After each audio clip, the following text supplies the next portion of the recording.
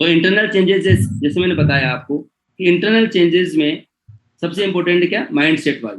तो mind set में सबसे पहले इसमें इंटरनल चेंजेस भी मैं आपको मैं अलग अलग बताऊंगा, तो आप ए करके लिख लो, ए फर्स्ट में ए, इसमें भी आपका एक सब पॉइंट बना लो ए।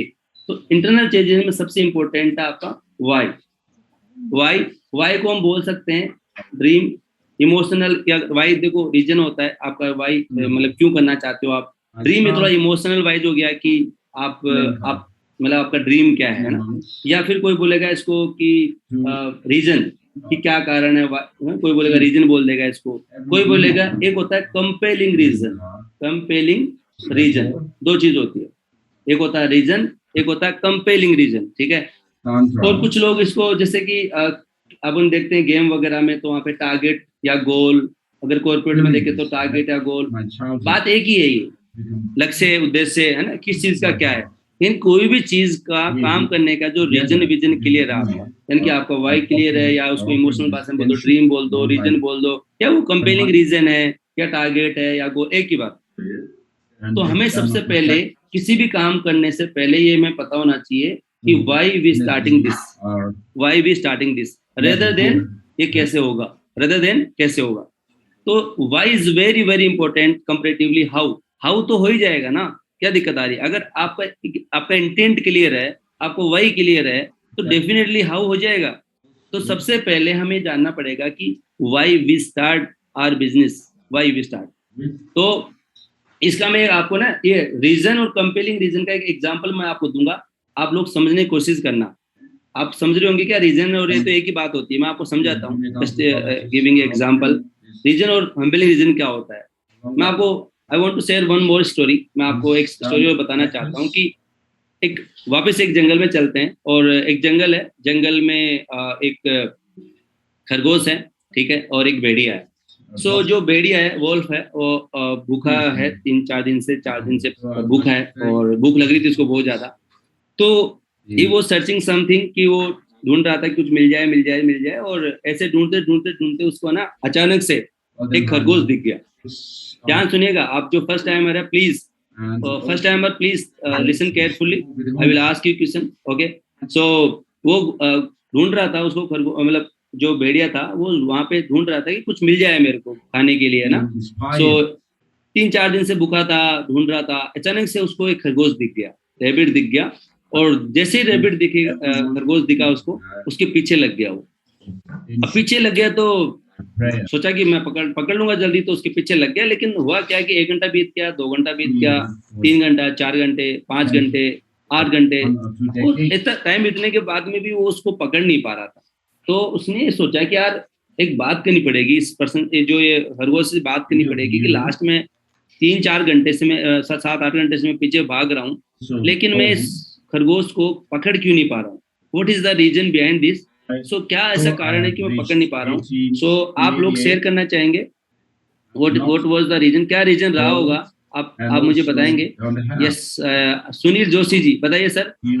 जो वो का भेड़िया था उस खरगोश के पीछे भाग रहा था बट पकड़ नहीं पा रहा था। बिकॉज मैं अगर आपसे पूछूं, मैं एक बार मेरे से सुनना, आप समझना, फिर आप ज्यादा आंसर दे पाओगे सही से। तो भेड़िया था ना, उसने खरगोश से बात की, रुकने के लिए बोला, और उसको वो बोला तो आप खा जाओगे, बोले नहीं डिस्टेंस बना लो और आपको मुझे बात करनी है बस। बोले ठीक है। तो उसने पूछा कि ये बताओ यार, आप दोनों, अपन दोनों में से स्ट्रॉन्ग कौन है, ताकतवर कौन है, ठीक है। सो डेफिनेटली खरगोश ने बोला कि आप ही हो सर, मैं थोड़ी हूँ, ताकत तो आप हो। कि दोनों में से तेज कौन दौड़ सकता है, बोले वो भी आप ही दौड़ सकते हो। कि तेज भी मैं दौड़ सकता हूँ, ताकतवर भी मैं हूँ, लेकिन मैं आपको पकड़ क्यों नहीं पा रहा। तो क्या रीजन रहा होगा, क्या खरगोश ने बोला होगा कि क्यों नहीं पकड़ पा रहा होगा। ठीक है, तो आप बताओ क्या रीजन रहा होगा। सर एक रीजन तो जैसे अगर उसकी भेड़िए की स्पीड ज्यादा ऐसा बता रहे हैं, तो आई थिंक खरगोश ज्यादा स्मार्ट होगा उसकी वजह से, या फिर सर वो छोटा होगा और बताने कहीं से भी घुस। बताने से नहीं होता सर। आपको ही पता है कि अगर भेड़िया और खरगोश सीधे भागते हैं, आपको पता है, तो भेड़िया, देखो भेड़िया की एक छलांग और खरगोश की 15-20 छलांग बराबर होती है ना। तो डेफिनेटली भेड़िया ही तेज भागता है ना। बट साइज में छोटा होता है तो वो कहीं पे भी घुस सकता है और आराम से निकल जाता है। ठीक है, ओके, ठीक है, ठीक है, चलो ठीक है। और मैं पूछता हूँ अभिनव सर।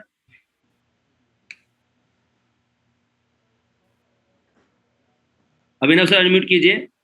आप सुन रहे थे मेरी बात जो मैं बताया था अभी स्टोरी रेबिट और इसकी? हाँ तो बताइए, अनम्यूट करके बताइए कि हाँ यस सर।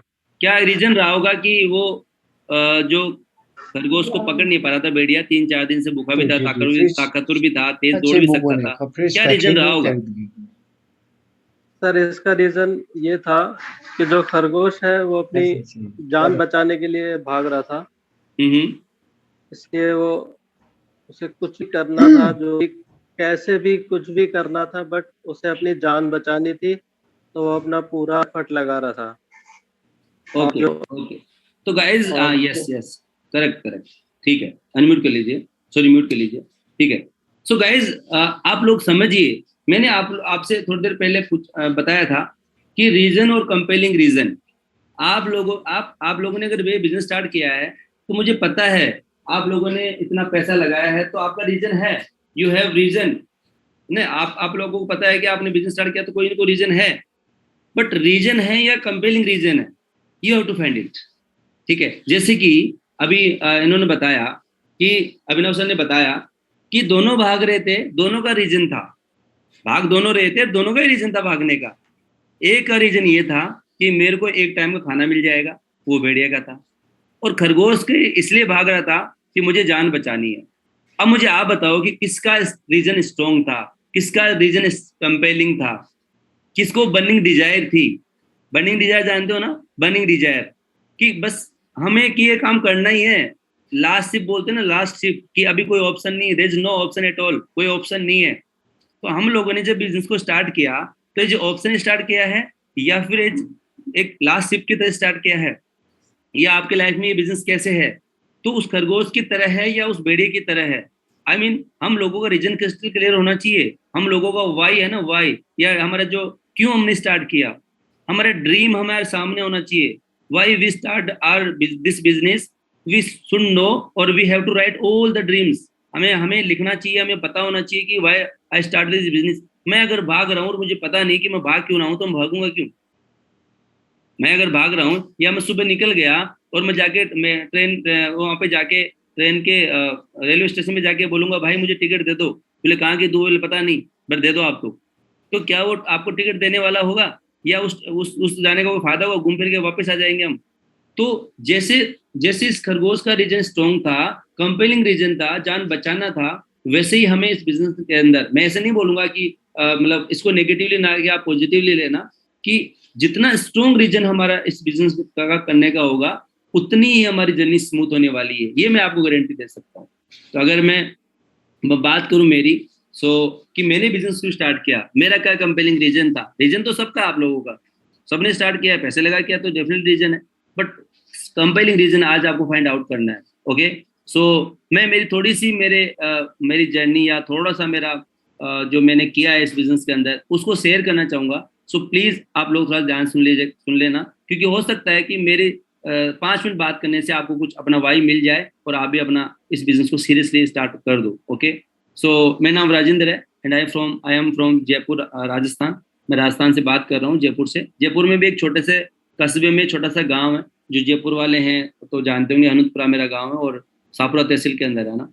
सो जब जब ये मैंने बिजनेस स्टार्ट किया था, तो उससे पहले लाइफ में कभी इतना नहीं सोचा था कि कभी बिजनेस करेंगे, या कभी आप जितने अच्छे लोगों से मैं बात कर पाऊंगा, 400-500 लोगों से मैं बात कर पाऊंगा, ये कभी लाइफ में नहीं सोचा था। ओके, सो अगर मैं मेरी बात करूँ तो मैं किसान फैमिली से बिलोंग करता हूँ, जहाँ पे हम लोग 5 भाई बहन हैं, और सबसे छोटा मैं हूँ। तो पढ़ाई लिखाई में मैं ठीक था शुरू से ही, तो बाकी तो ठीक है, किसी ने 10वीं पढ़ी, किसी ने 5वीं पढ़ी, मतलब 10th प्लस कोई भी नहीं हमारे घर में ना, 10th से ऊपर किसी ने स्टडी नहीं करी है। So I am one of them कि मैं जब पढ़ भी पाया और डेफिनेटली नौकरी भी लगा सब, बट इनिशियल स्टेज में मुझे माहौल नहीं मिला कोई स्टडी का, कि बहुत अच्छी स्टडी का माहौल मिला हो। हमेशा गवर्नमेंट स्कूल में पढ़ाई करी, और गवर्नमेंट कभी भी प्राइवेट स्कूल में नहीं गया, always went government school. Okay, so मैंने जितनी भी स्टडी करी है वो गवर्नमेंट स्कूल से करी है। और पापा कुछ काम नहीं करते थे, किसानी मतलब खेती कर, छोटी मोटी खेती करते थे, और मदर मेरी जो थी वो खेती के साथ साथ में, जो आपको पता है कि गांव में रहते हैं तो कुछ हमारे जो जानवर होते हैं, जो पालतू जानवर होते हैं, उनको पालना, दूध वगैरह का काम, और सब्जी बेच के या सब कुछ बेच के, दूध सब्जी बेच के हमें बड़ा किया। और हमें ना हमेशा मैंने सेकेंड हैंड बुक से स्टडी करी, क्योंकि फर्स्ट हैंड बुक जो होती थी, नई बुक होती थी, उनसे ज़्यादा पैसा लगता था। तो मैं, मेरे घर वाले उसको अफोर्ड नहीं कर पाते थे, और हमेशा पैसे सेविंग करने के बारे में सोचते थे कि how to save the money. So I use to read second hand book always, है ना। मैं सेकेंड हैंड बुक्स को पढ़ता था और उससे मैं आगे बढ़ा।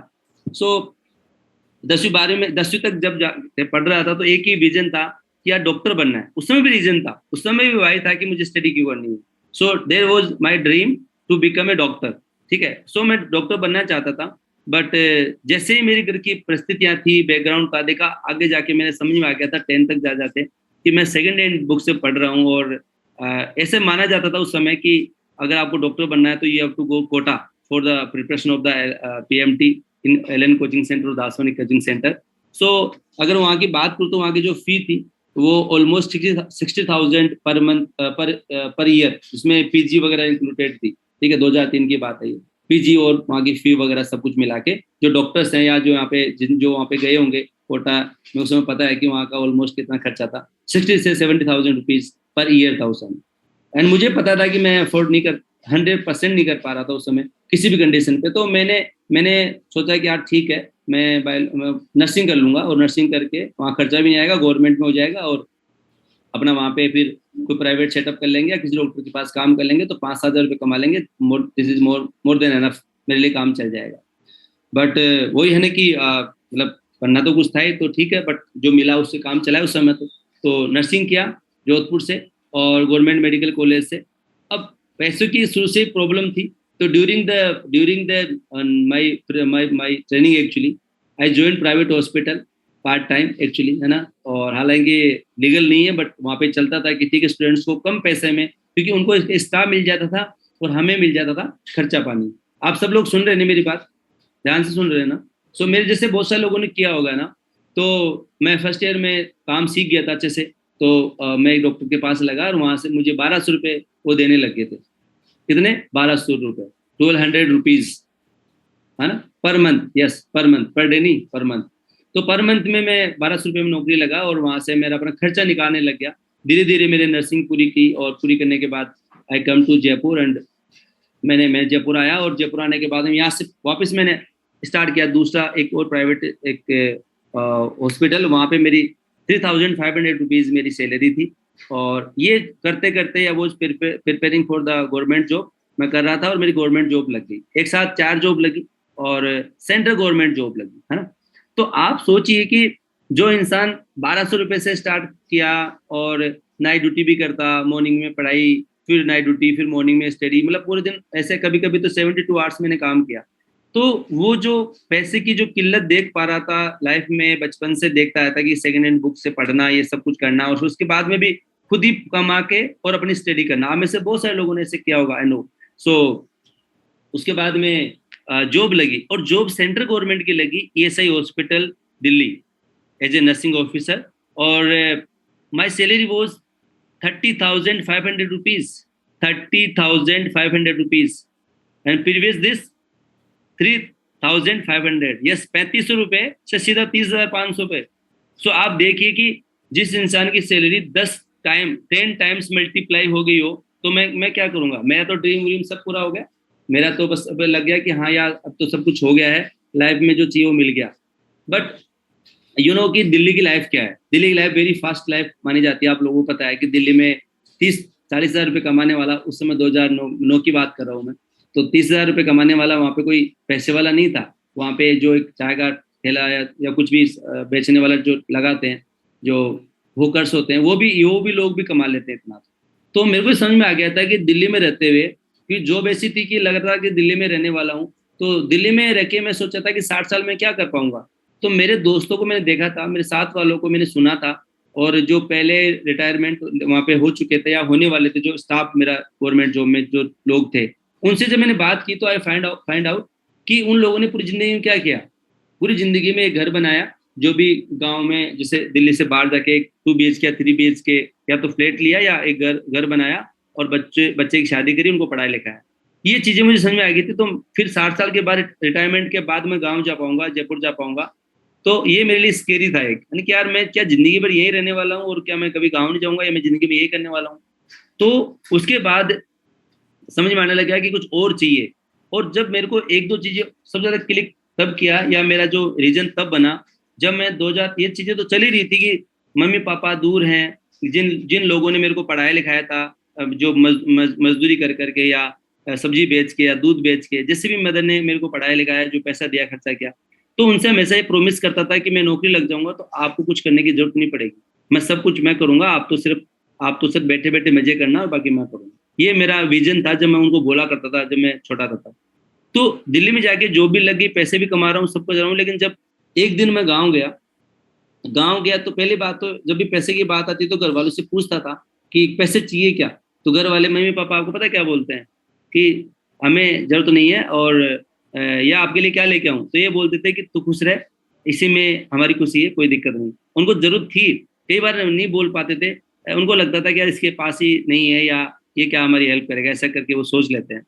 बट एक दिन मैं जब गाँव गया था, तो सर्दियों की रात थी, ऑलमोस्ट ये 2015 की बात है, दिसंबर की। मैं हमेशा जब भी वेलकम लेता हूँ तो शेयर करता हूँ। तो यहाँ से मुझे टर्निंग पॉइंट मेरी लाइफ का हुआ था। आप लोग ध्यान से सुनना कि जब मैं वहाँ पे गया और I was sleeping in December night, दिसंबर की नाइट में मैं सो रहा था, और दिसंबर को पता है कि आपको सर्दी पड़ती है, और गेहूं की फसल हमारे वहाँ पे थी।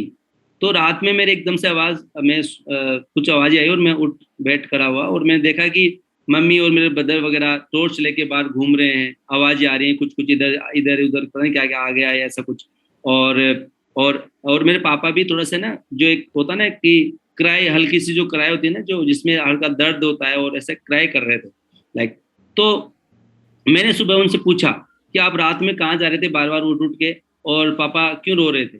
तो उन्होंने मुझे बताया कि साथ में जो जंगली जानवर हैं, जो गांव के पास में ही हमारा घर है, खेत है बेसिकली, तो वहाँ की जो गाय वगैरह है और कुछ और जानवर है जो घूमते रहते हैं आवारा, वो जानवर होते हैं ना, वो हमारे खेत के अंदर घुस जाते थे और वो हमारी फसल को खा जाते थे। इसलिए मेरी मम्मी को और ब्रदर को रात भर जगना पड़ता था, बार बार बाहर जाना पड़ता था सर्दियों की रात में।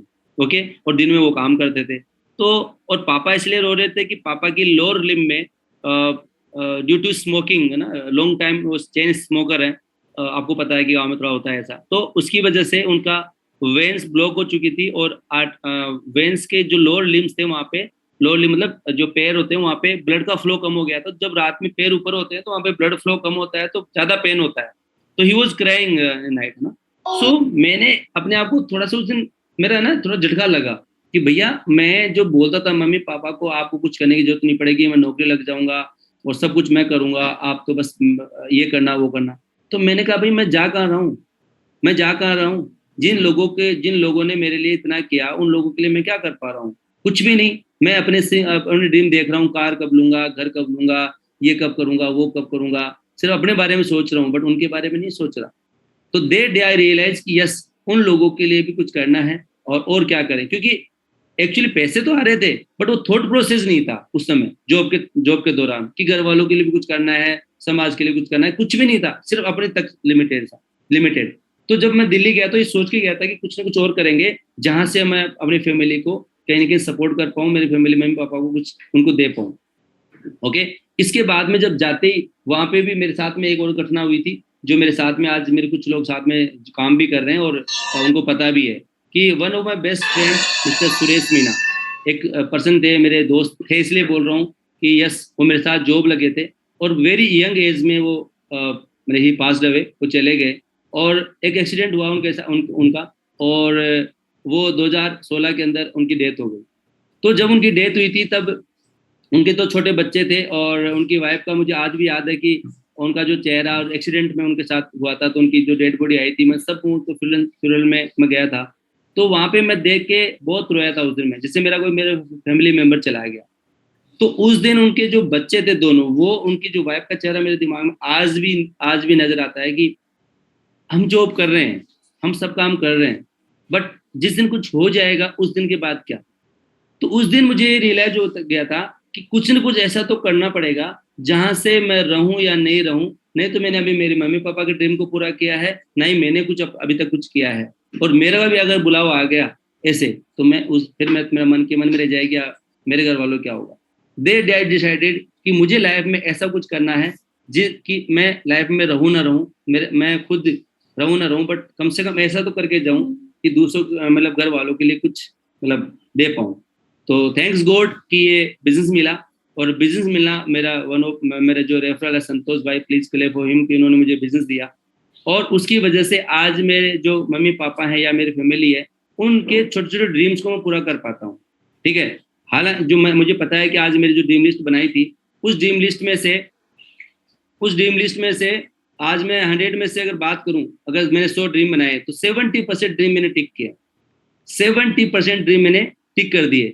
चाहे तो वो आप छोटे मोटे तो आपको पता हो ही गए होंगे, बट ऑडी Q2 तक कार मैंने अगर ली है, तो जो पर्सन जिसके पास में मैं बात करूँ नौकरी में, CBZ बाइक हुआ करती थी, और कार मेरे को यस शादी में मिली थी, मैं आपको बता देता हूँ, दहेज लेना पाप है, लेकिन यस मेरे को मिली थी। तो शादी में मेरे पास एल्टो थी, बट वो शायद मेरे पास एल्टो ही होती आज भी, अगर मैं ये बिजनेस नहीं करता तो पक्का। क्योंकि जब तक हम इंसान है ना, जब तक कि भाई चल रहा है तो चलने दो। तो नहीं तो मेरा कोई ड्रीम था, नहीं तो मेरा कोई विजन था इस बिजनेस में आने से पहले। ठीक है, मतलब स्ट्रॉन्ग नहीं था, मतलब जब ये बिजनेस के बारे में सोचा, बट बिजनेस के बारे में सोचा और ये ड्रीम्स वगैरह मैंने स्ट्रॉन्ग मेरे दिमाग में चल रहे थे, तो ऑटोमेटिकली कहीं ना कहीं वो सीक्रेट काम कर रहा था और ये बिजनेस मेरी लाइफ में आया। तो जो मैंने ड्रीम देखे थे, जो मेरा रीजन था, विजन था, इस बिजनेस से मैं थोड़ा बहुत कर पाया हूँ, और अभी तो मैनी ड्रीम्स इन लाइन है ना, जो लाइन में है कि जो मेरे को पूरे करने हैं।